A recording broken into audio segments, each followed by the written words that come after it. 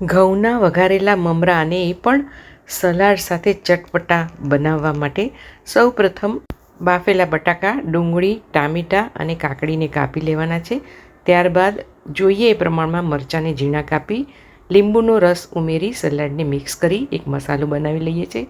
શેકેલું જીરું, Kashmiri powder, black salt, black paper અને આમચૂર ઉમેરી મિક્સ કરી લઈએ છીએ.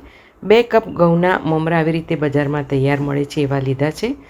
બહાર આવેલા મમરા હવાયેલા હોય છે તો એને 5 મિનિટ ધીરા તાપે તાવડીમાં શેકી લઈએ છીએ. ચેક કરી લેવાનું છે.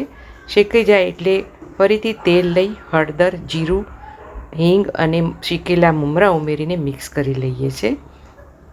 થોડુંક જ મીઠું ઉમેરીએ છીએ, આપણે સલાડમાં પણ ઉમેર્યું છે. ઠંડા થાય એટલે એમાં કાપેલું સલાડ, થોડોક બીજો મસાલો ઉમેરી કોથમીર વવરાવીને સર્વ કરીએ છીએ. ખૂબ સરસ થાય છે, તમે ટ્રાય કરજો. Please like, share, subscribe, follow Maya Deepak 22. Thank you. Enjoy.